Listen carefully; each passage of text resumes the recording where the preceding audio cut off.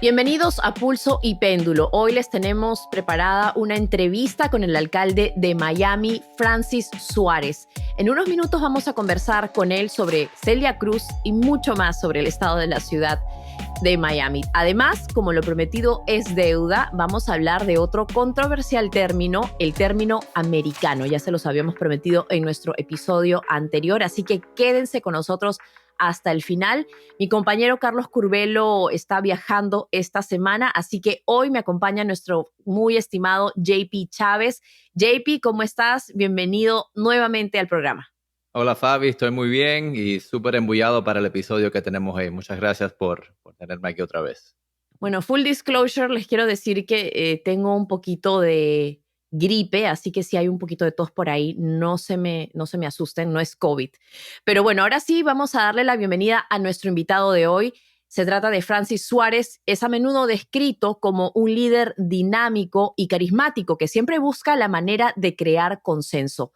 Actualmente también ocupa el cargo de presidente de la Conferencia Nacional de Alcaldes. Suárez fue elegido por primera vez como alcalde de Miami en 2017 con el 86% del voto y en el 2021 consiguió la reelección, esta vez con el 78% del voto. Según muchos, el auge que ha vivido la ciudad de Miami en los últimos años se debe en gran parte a su gestión y a la astuta manera en la que ha logrado promover la ciudad. Alcalde Suárez, un gusto tenernos en el programa. Gracias por su tiempo y quisiera preguntarle, para quienes no lo conocen, ¿cómo se describe Francis Suárez? Bueno, primero, gracias Fabi por la oportunidad de discutir estos gran temas y por supuesto estar con JP, que es un gran amigo también.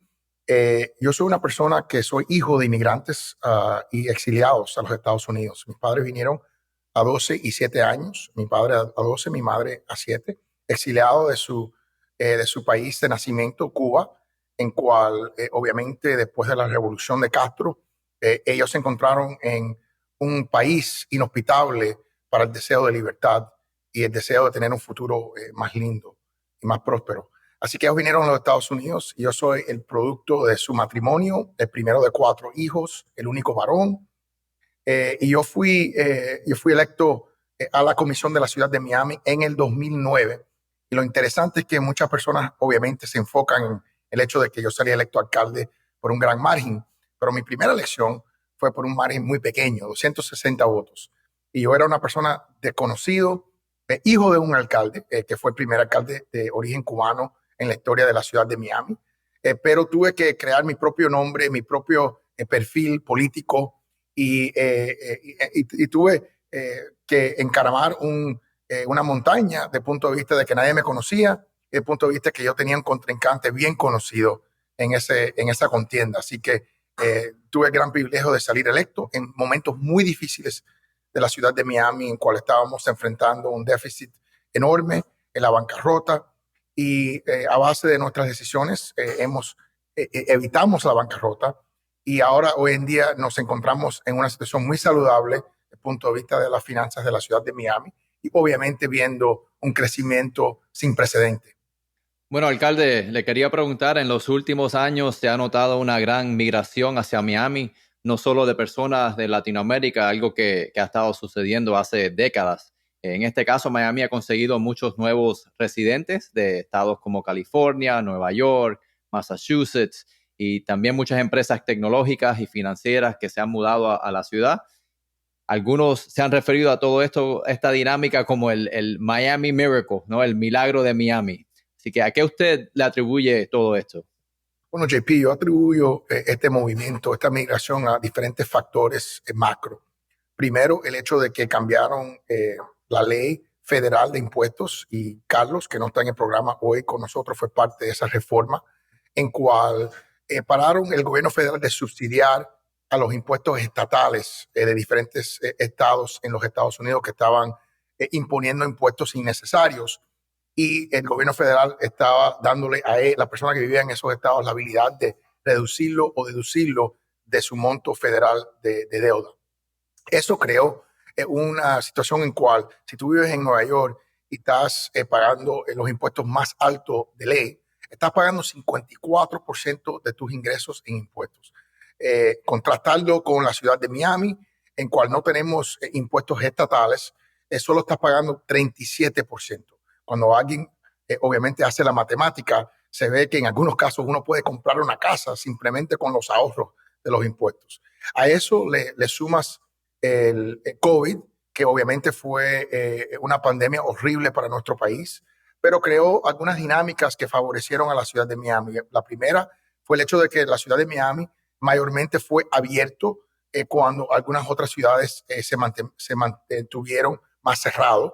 Eso creó el hecho de que muchas personas vinieron para ver exactamente lo que estaba pasando en Miami y vieron una calidad de vida extremadamente alta.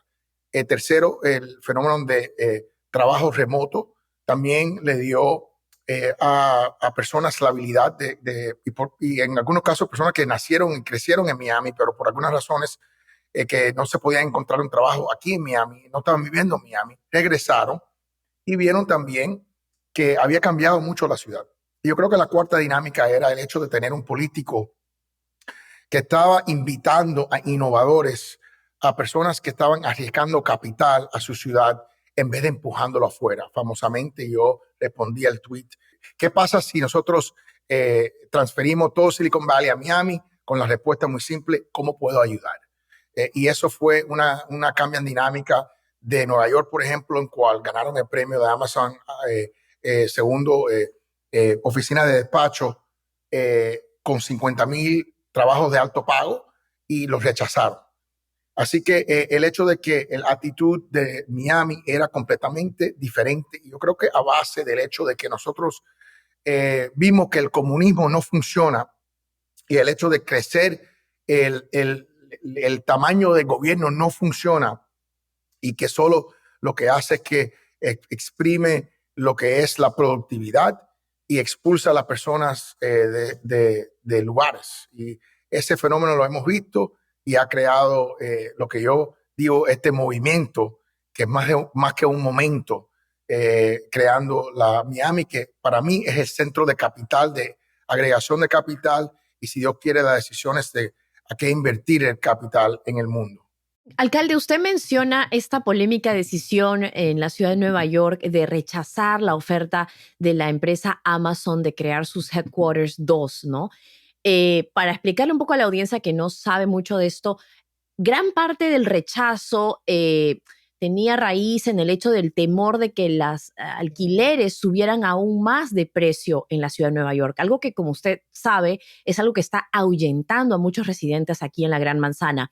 Y hemos visto que también en estados como la Florida, el precio del alquiler ha subido por lo menos un 24% entre julio del 2021 hasta julio del 2022. Entre esas dos fechas, usted menciona que usted quería ser parte de la solución y atraer a esas compañías. ¿Cómo hacer eso sin, digamos, afectar a los residentes locales y afectar el precio que ya están pagando muy alto por los alquileres? Bueno, Fabi, no cabe duda que cada solución o cada dimensión de oportunidad crea en algunos casos posiblemente dificultades. Y el hecho de que estamos viendo estos aumentos de precios en todas las ciudades urbanas grandes de los Estados Unidos es un fenómeno a base, de mi punto de vista, principalmente del hecho de que el gobierno federal ha gastado mucho más dinero de lo que le entra, y eso crea el fenómeno de inflación que aumenta los precios y ha aumentado los precios históricamente, incluyendo los precios de las rentas. En el caso de Miami le puedes añadir esa demanda extraordinario que viene desde diferentes partes, no solo de Sudamérica, como explicó JP, pero de diferentes partes de los Estados Unidos, que crea más presión todavía en los precios.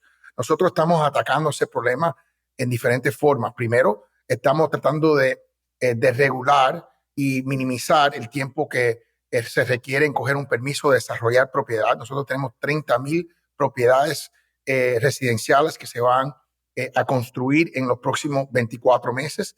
Eso es un aumento de 20% de todo, o sea, los hogares que tenemos en la ciudad de Miami.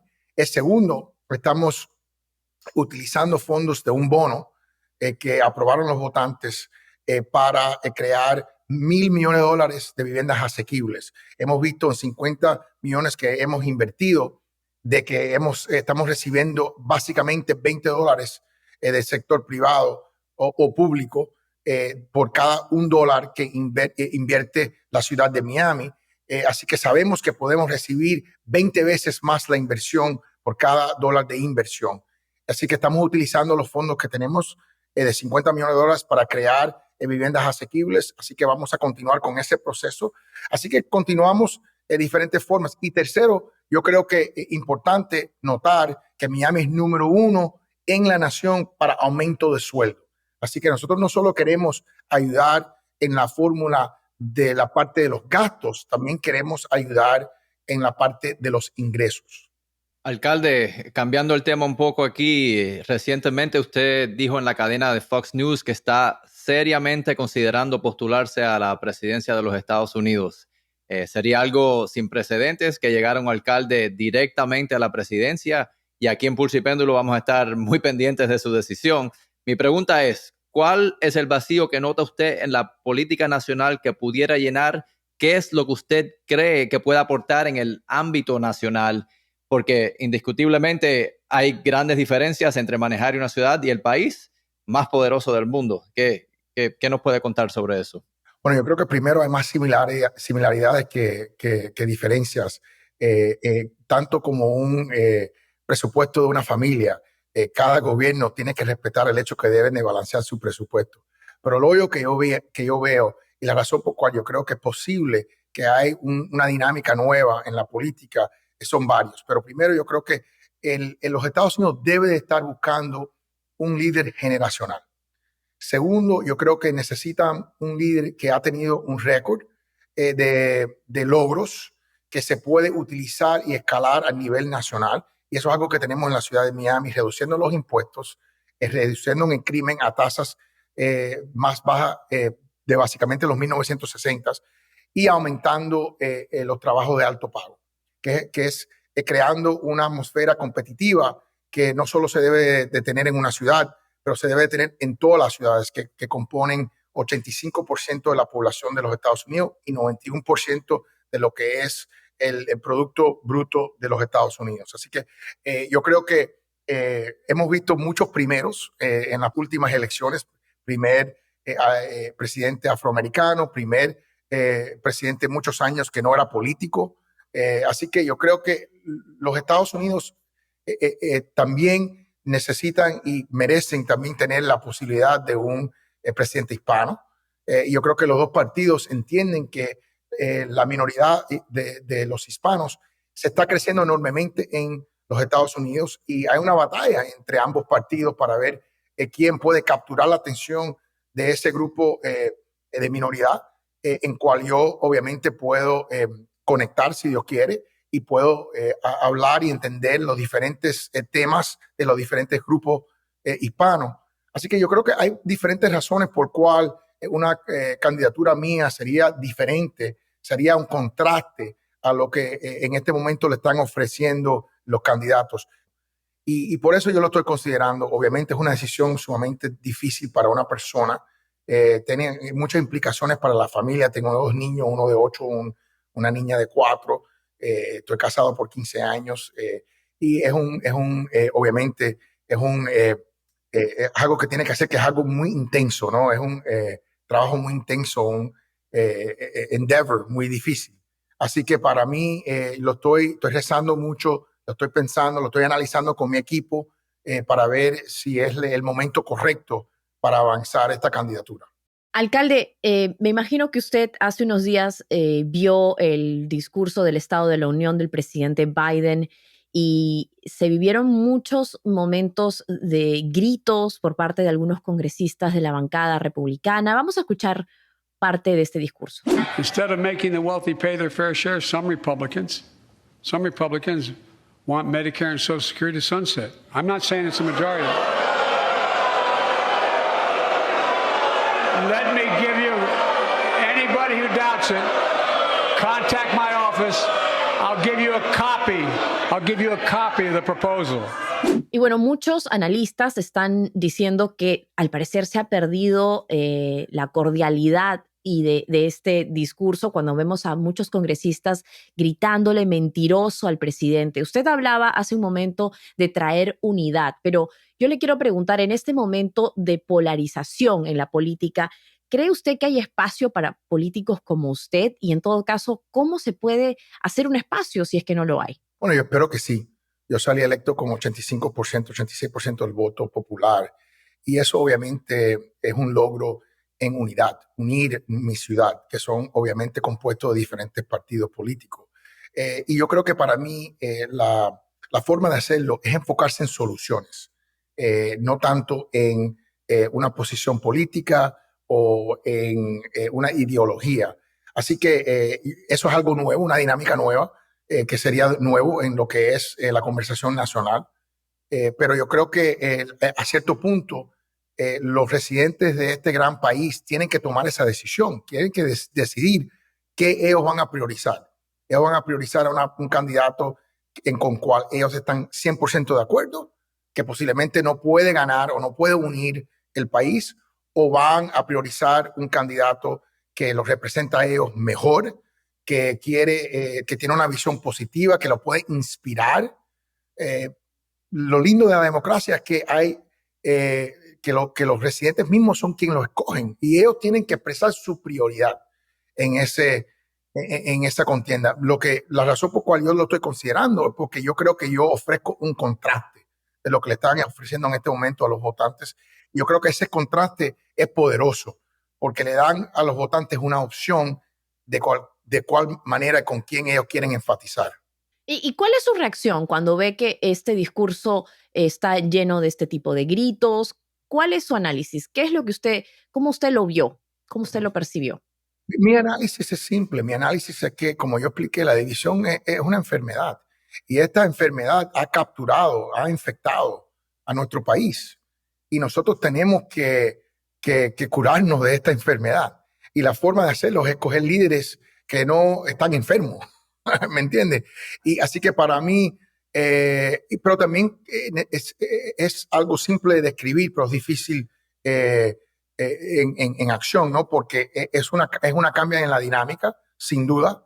Y también yo creo que yo algunas veces pienso, si yo tengo la fuerza de carácter, la fuerza de poder ser ese líder a un nivel consistente, a un nivel que constantemente puede inspirar a la población, y también entender que hay dinámicas en las redes sociales, en la prensa, cuyo propósito es completamente destruir constante.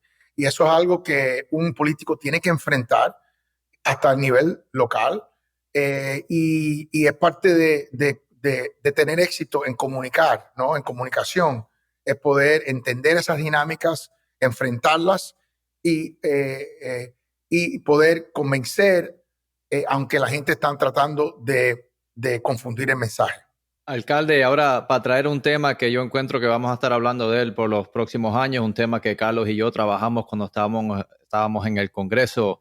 Hemos visto en los últimos meses a Miami han llegado miles de personas de muchos países, incluyendo Cuba, Venezuela, Nicaragua. ¿Qué se pudiera hacer para atacar este problema? Yo creo que primero la política del presidente actual ha empeorado el crisis, sin duda. Y yo creo que eso es algo que en realidad no es partidista. Yo lo he escuchado de alcaldes de los dos partidos. Y no se ha enfocado en una solución de largo plazo. Yo creo que esa solución tiene que encapsular varios factores. Obviamente, asegurar el borde, algo que se ha puesto peor bajo esta administración. Aumentar lo que es el porcentaje de personas que dejamos entrar legalmente y en cierto sentido escogerlo a base de los trabajos que son necesarios en este momento en la economía. Por ejemplo, en la ciudad de Miami tenemos 1.4% de desempleo. Eso es buenísimo hasta que una persona quiere empezar una pequeña empresa y no pueden encontrar trabajadores. Y tercero, tenemos que hacer algo con los indocumentados, que son 15, 20, no se sabe exactamente cuánto, para asegurar que ellos están pagando impuestos, para asegurar que nosotros sabemos quién son y a dónde están, que es un tema de seguridad nacional, y para que ellos, y como sabemos que no los podemos deportar o sacar del país, crear una solución en cual ellos pueden tener un estatus que le quita el miedo y lo convierten en personas productivas en nuestro país. A la misma vez, nosotros no estamos hablando de una solución comprensiva al problema. El problema es la pobreza en nuestro hemisferio. El hecho que los gobiernos están yendo hacia la izquierda, el socialismo es la filosofía, la ideología más fácil vender en la política. Simplemente decirle a las personas que están teniendo dificultad, no te preocupes, le vamos a quitar más de los ricos y te lo vamos a dar a ti. Y eso desafortunadamente nunca ha funcionado en la historia de la humanidad. Así que tenemos que crear una situación en cual podemos encontrar una ganancia para los Estados Unidos y una ganancia para el hemisferio.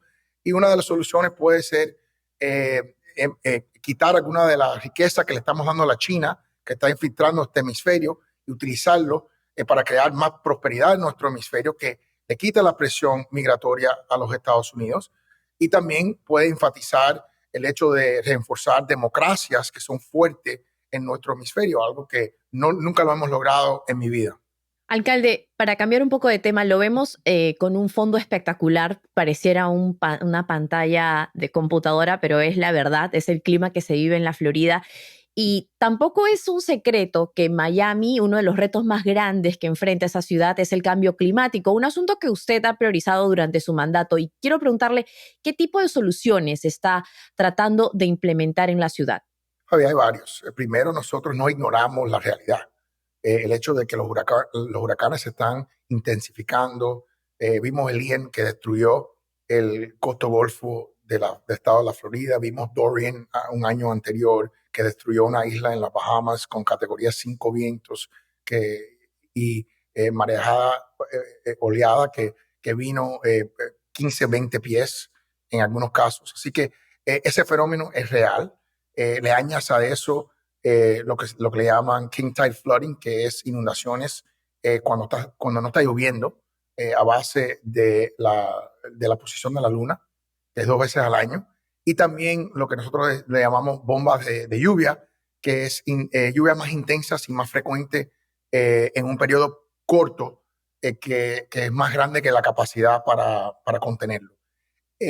A eso le estamos invirtiendo 100 de millones de dólares en colaboración con el Estado y con el gobierno federal para ser más resistente a esos cambios. Ya vimos después del huracán Andrew, que dio vientos de 200 millas por hora, que podemos cambiar el código de construcción para asegurar que estamos resistentes a esos vientos, y lo logramos. Y ahora la próxima meta es ser resistente al volumen de agua que viene durante estas tormentas, durante estos fenómenos climáticos. Y a la misma vez queremos ser parte de la solución, desde el punto de vista de que queremos crear una economía que prioriza la innovación en soluciones de medio ambiente. Queremos ser una ciudad que no está contribuyendo carbono al medio ambiente y somos parte de C40, que es una obligación o una participación de 1,000 ciudades globalmente que están tratando de llegar a esa meta. Y yo creo que también deberemos tratar de encontrar soluciones para reversar alguno del daño que se ha hecho. Pero yo soy muy optimista que se puede lograr en mi vida porque es una prioridad para las generaciones que vienen. Alcalde, le queríamos preguntar también, que sabemos que va a estar de una jornada en 10 ciudades por el país, hablando del crimen y la importancia de la seguridad. Por favor, ¿nos puede hablar un poquito de eso, lo que tiene planeado y el mensaje que quiere llevarle al país sobre este tema? Esta jornada es importante porque lo que hemos logrado en la ciudad de Miami es espectacular. En el 1980 tuvimos 220 asesinatos en la ciudad de Miami. Hoy en día, 42 años después, en el 2022, el año que se terminó, diciembre pasado, tuvimos 47. La población de Miami es mucho más grande que era en el 1980 y vimos una reducción de 84%. Inclusive, la tasa de homicidio per cápita se redujo al nivel más bajo de 1964.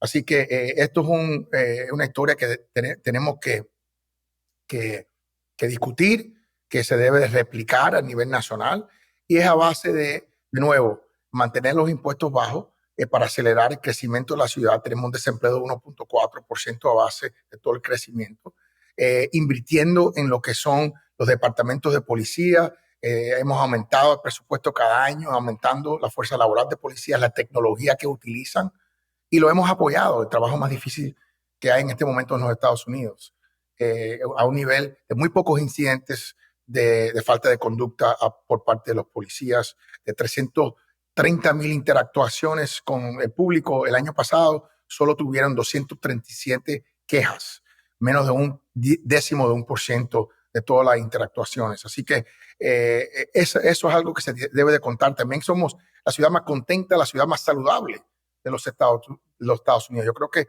enfocarse en esa salud físico, salud mental, tanto como crear una ciudad que amplifica el hecho de ser contento, es importante, porque si uno es contento, saludable, trabajando y hay presencia de policía, es muy difícil cometer crímenes violentos. Alcalde, usted dice, es muy cierto, vive en una ciudad muy contenta, con mucho humor, así que no nos podemos olvidar que también está en un estado en donde vive el expresidente Trump y obviamente el gobernador DeSantis, quien ya posiblemente se vaya a lanzar a la presidencia. ¿Cuál es su relación con ambos? ¿Cómo la describiría? Bueno, yo lo conozco, obviamente. He conocido el expresidente en una ocasión. No lo conozco muy profundamente. El gobernador, he interactuado, trabajado conjunto con él en varios proyectos. No siempre hemos estado de acuerdo. Lo respeto y respeto el trabajo que ha hecho en el estado de la Florida. Soy diferente. Mi enfoque no es tanto en cosas que yo creo que pueden crear división, como yo creo que marca en este momento muchas de las discusiones en el Partido Republicano. Yo me he enfocado en tratar de crear soluciones, particularmente a través de la plataforma de ser conservador, mantener los impuestos bajos, mantener el gobierno más pequeño y sin duda crear una economía de alto pago, de trabajos, desempleo bajo. Esa para mí son los principios republicanos que deben de crear la mayor capacidad de prosperidad en mi ciudad. Yo creo que eso es lo que necesitamos a nivel nacional. Y bueno, usted también es el primer alcalde de Miami, nacido en Miami, y obviamente le queremos preguntar sobre qué piensa de este homenaje que se le está haciendo homenaje póstumo a Celia Cruz, de poner su rostro en una de las monedas de 25 centavos. ¿Qué piensa de esto? ¿Muy tarde? ¿Ya era hora? Azúcar, no. Yo creo que no, obviamente muy merecido. Ella es una persona muy admirada por la comunidad cubana y sin duda estamos muy agradecidos que le han dado este homenaje.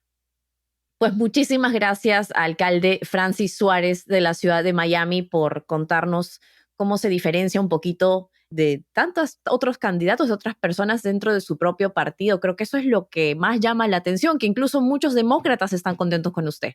Yo trato de que todo el mundo esté contento conmigo, inclusive mi esposa. Lo más importante. Por supuesto. Alcalde, muchas gracias. Siempre un placer conversar y compartir contigo. Hasta luego. Muchísimas gracias. Bueno, Fabi, y hablando de íconos de la música latina, una cosa que tenemos en común es que a ambos nos encanta Bad Bunny. ¿Viste su presentación en los Grammys? Claro que la vi, JP. ¿Cómo no me la voy a ver? No me la podía perder, pero no la vi en la tele. Solamente vi los memes y todos los videos virales que se hicieron después con esta controversia del non-English, que de frente abrió la antesala de los Grammys. No los Grammys, los Latin Grammys, sino los Grammys de todas las categorías de música, incluyendo música estadounidense, ya vamos a hablar de esa palabra, o música afroamericana, y Bad Bunny abrió el espectáculo, pero los CCs, los captions, no describían sus letras o la lírica de sus canciones, a pesar de que están disponibles en internet. A pesar de que pues, el artista ha ganado, estaba nominado a Mejor Álbum del Año y ganó el Mejor Álbum de Música Urbana, pues hemos visto que esto ha causado gran controversia. No sé, ¿qué tú piensas? Tú tienes parte puertorriqueño, JP. ¿Qué piensas de que se haya dicho que Bad Bunny habla non-English? Bueno, esa controversia, bueno, en verdad, los puertorriqueños en sí hablan español, pero tienen sus propias palabras, como en muchos países. A veces se inventan palabras cada semana para describir ciertas cosas, ¿no? Hay como un Spanglish y muchos ejemplos de cosas que les gusta decir. A mí me agradó, a pesar de esta controversia, me encantó ver a Bad Bunny traer esos sonidos, esa representación de la cultura caribeña a través de esa música que yo me crié con ella. Lo que vimos ahí, eso fue un ejemplo que ocurre en las fiestas de San Sebastián, que ocurren todos los años, que son las fiestas más importantes del país, de la isla, que todo el mundo para de trabajar y se enfocan en disfrutar y celebrar su cultura. Y eso lo pudimos ver a través del baile, la música, lo que tenían puesto, hasta lo que tenía puesto Bad Bunny. Entonces me trajo muchas memorias de poder ver eso, y no solo verlo, pero que lo haya traído a la plataforma de los Estados Unidos, ¿no? La plataforma anglosajona, ¿no? Que son los Grammys. No hay alguna plataforma más grande que esa. Entonces me agradó que pueda compartir todo eso con el resto del mundo, aparte de la controversia de non-English. Y yo creo que es también un recordatorio no solamente para la gente de Puerto Rico, sino también para la gente de este país, sobre la gran influencia que ha tenido la música latina en Estados Unidos. Es enorme. O sea, estamos hablando de artistas desde Bad Bunny, que es uno de los más influyentes que hemos visto históricamente, ha tenido más clics en YouTube que cualquier otro artista latino.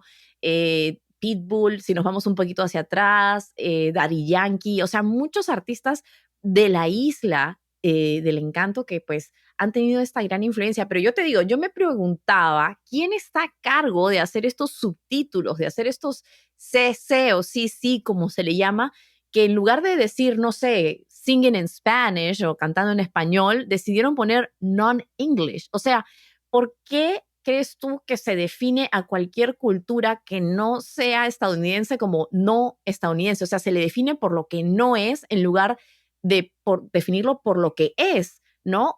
Me parece un poco extraño también incluso la categoría de álbum urbano. ¿Por qué no simplemente decirle reggaetón? ¿O por qué no simplemente decirle, como le decían en la época de Fania All Stars, latinoamericana? ¿Por qué no tener un término que reconozca que esta cultura es parte de Estados Unidos en lugar de decir non-English? ¿Qué piensas tú de eso? Sí, yo creo que esa es una falta probablemente de preparación, ¿no? Después de decir que la gente en CBS no están pendientes a lo que está pasando con la música latina a través del mundo. Bad Bunny se ha convertido en una leyenda ya en su joven edad, ¿no? Ellos sabían lo que venían, sabían el show que iba a estar presentando Bad Bunny. Y la verdad, la falta no hace lucir a CBS muy bien o preparado o pendiente a lo que está pasando en el mundo con la música latina. Sí, y un congresista de California ya ha enviado una carta formal a la cadena CBS para que arreglen ese problema, y de hecho que cuando retransmitieron el show en la costa oeste, pues sí pusieron los subtítulos en español, o sea que sí se puede hacer. Ahora, JP, vamos a cambiar el tema totalmente, este debate que les habíamos prometido sobre una palabra que causa todo tipo de reacciones. Y bueno, voy a decir estas otras terminologías con las que no me siento muy cómoda, pero aquí van. Por ejemplo, la palabra gringo, la palabra yankee, la palabra yuma, gabacho, son todos términos que se utilizan en diferentes países de Latinoamérica para referirse a los estadounidenses. Pero definitivamente un término que genera muchas opiniones es el término americano. De hecho, genera bastante molestia cuando alguien utiliza esa palabra para describir a una persona de Estados Unidos y no necesariamente del continente americano, que se considera pues toda la masa desde Sudamérica hasta Norteamérica. No sé cómo lo ves tú o cómo lo ven en Cuba, en Miami, en Puerto Rico. Honestamente, Fabi, esto es algo que yo en verdad no lo entiendo muy bien. Yo nunca me he sentido así. El término americano o gringo es algo que yo me crié con ese término, y cuando alguien decía la palabra americano o la palabra gringo, tú sabías exactamente lo que estaban describiendo. Era una persona anglo de los Estados Unidos que probablemente no habla español, rubio, lo que sea, pero una persona de aquí, de los Estados Unidos, una persona que no sea latinoamericana, ¿no? Entonces el tema, cuando encuentro americano, yo encuentro que hay maneras de describir a los americanos, ¿no? Puedes decir suramericano, latinoamericano, centroamericano, y muchos también, cubanos, por ejemplo, como la generación mía, algunos se describen como cubano-americanos, ¿no? Somos de padres cubanos que vinieron a este país de niños y nos criamos aquí, nos sentimos como somos parte de la cultura americana, pero también tenemos esa parte de nosotros que es nuestras raíces, ¿no? De Cuba. Entonces, una manera de describir eso es cubano-americano. Así que este tema de sentirse como ofendido, que no estamos incluidos en el término este americano, es algo que yo honestamente no me relaciono a eso.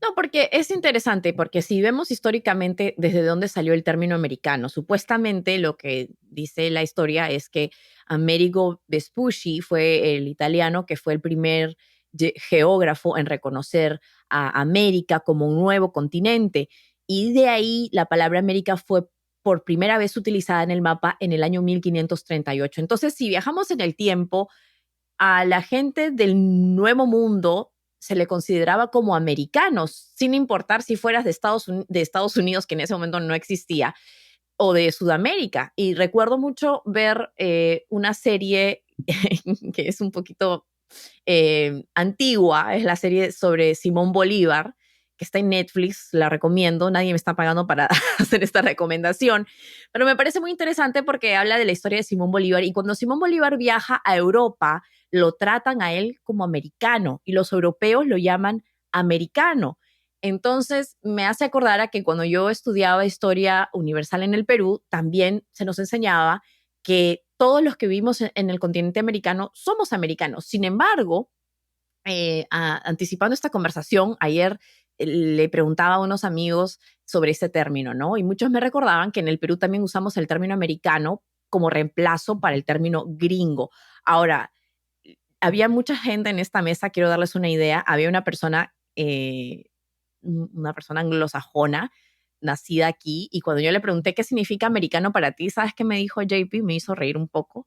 Me dijo que para él americano era un café italiano. O sea, que todos tienen Un expreso con agua. un expreso con agua, con un poquito de leche. Otros me decían que en Europa o en Asia esto no existe porque eres europeo o eres asiático y nada más.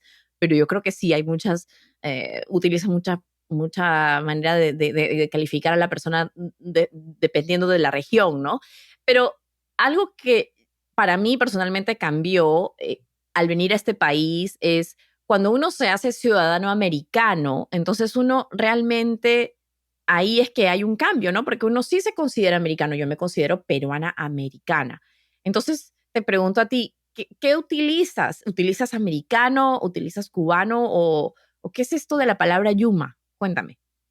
Yuma, bueno, esta palabra Yuma yo la he oído, ¿no? La he oído en la calle cuando estás aquí en Miami, en ciertos sitios, en los sitios como el Versalles o la Carreta.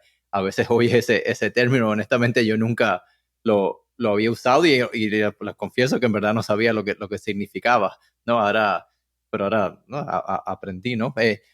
Yo me considero cubano-americano. Es que yo nací en este país, le doy muchas gracias a este país, a las oportunidades que me ha dado a mí, no solo a mí, pero a mis padres, a mi familia cuando se fueron de Cuba, especialmente a mis abuelos que tuvieron que dejar todo allá. Entonces, pero al igual tengo que reconocer mis raíces y me gusta que me puedo identificar como cubano-americano porque es la mejor manera de describirme, ¿no? Soy una persona nacida aquí, me siento americano. Cuando viajo a otros países, a Europa, o donde sea, me identifico como americano, pero aquí en los Estados Unidos encuentro que hay tanta gente de tantos países que poder identificarse como dijiste tú, Fabi, yo soy peruana-americana, es una manera, ok, todos somos americanos, pero cada uno venimos de ciertos países y es algo creo que nos une, ¿no? Esa palabra americano nos une a pesar de que somos de diferentes partes del mundo. Nos une, y también creo que no habría que hacer distinción al margen de que una persona sea o no ciudadana americana. Hay muchas personas en este país que no tienen acceso a esa ciudadanía y sin embargo se sienten legítimamente americanos. Tantos niños que han venido aquí desde pequeñitos y ellos se consideran americanos. Entonces yo creo que es un abstracto, ¿no? Dependiendo del punto de vista, dependiendo de dónde uno esté y cómo lo mire. Creo que es una palabra muy generosa en última instancia, una palabra que así como lo describió desde el principio al nuevo mundo, puede describir a todas las personas que han querido salir ya sea de Sudamérica a Norteamérica, pero que al final del día están compartiendo esta experiencia de lo que significa, digamos, salir adelante, salir a buscar lo que uno sueña y lograr esas metas. Yo creo que para mí esa es la definición de americano, no solamente un pasaporte o un continente, sino esta idea de que podemos ser algo todos juntos, ¿no? Y la palabrita esta Yuma, nos dicen los productores, pues viene de United States. Entonces la pronunciación era United States, algo así. Y eso Sí, me decían, o sea, ¿no te parece como que cómo cambiamos, ¿no? El lenguaje, cómo lo vamos asimilando a lo que nos suena mejor. sí, sí, los cubanos tienen esa tendencia, bueno, en algunos otros países de acortar las palabras y no, lo estoy oyendo ahora mismo, ¿no? United States, Yuma, de la Yuma. Así que eso es algo que, no sé, cuando viaje voy a intentarlo a ver cómo me reacciona la gente, pero me imagino que sea un término que usaron mis padres, alguna gente de esa generación que todavía se encuentra, pero honestamente no lo oigo mucho en la calle aquí en Miami. Claro, y también la otra palabrita yankee, que viene del inglés yankee, K-E-E, y también se utiliza en español como yankee, como Q-U-I. O sea, para muchos puede ser un término peyorativo, ¿no? Y estamos tratando de alejarnos de eso. Simplemente estamos tratando de describirlo y preguntarle a la audiencia también cómo se identifican ellos, qué piensan de estas palabras Yuma, gabacho, yankee. ¿Son palabras que utilizan? ¿Son palabras que tienen miedo a utilizar por cómo vaya a reaccionar una persona? ¿O usted qué cree? ¿Qué le hace o no a una persona americano? Eso le invitamos a que nos dejen sus comentarios sobre esta conversación, como lo hicimos con la conversación de Latinex. Por supuesto que vamos a llegar a compartir las opiniones que ustedes nos compartan también. Y creo que al final la palabra americano es algo que está tan en nuestro psyche, pero depende de todo, de dónde lo veas, ¿no? Una persona, un amigo mío que nació aquí y que no es latino, es blanco, me decía, yo creo que nosotros nos consideramos americanos porque en nuestro país está la palabra América, United States of America, ¿no? Entonces, casi que medio se apropian del resto, ¿no? Pero yo le recordaba, sí, pero antes era el continente americano, entonces, para todos hay un poco. Y obviamente los Estados Unidos es el país más prominente, ¿no? en este hemisferio y como que se ha apoderado de ese término y cuando se usa se sabe exactamente a lo que nos estamos refiriendo. Pero tienes mucha razón, Fabi, esto es más como un símbolo, ¿no? de oportunidades, de una idea que incluye muchas más cosas de solo de describirte geográficamente, ¿no? Así es, así que no se olviden de dejarnos sus comentarios en redes sociales o también en nuestro programa en YouTube sobre qué piensa de la palabra americano, qué es lo que constituye a una persona o le da la propiedad de ser americano. Así que con esto llegamos al final de este episodio de Pulso y Péndulo. Como siempre, muchas gracias por acompañarnos y también gracias a ti, JP, por regresar a la silla de presentador. Un placer como siempre, Fabi. Muchas gracias. Y si están disfrutando de nuestras conversaciones, los invitamos a dejarnos un comentario y a seguirnos en YouTube, Spotify, Apple Podcast o en la aplicación que prefieran. Saludos y hasta pronto. Pulso y Péndulo es un programa producido por Lost Debate. Mónica Espitia es nuestra productora ejecutiva, Maxi Frini es nuestro editor y diseñador de sonido y Yesenia Moreno es nuestra productora asociada e investigadora.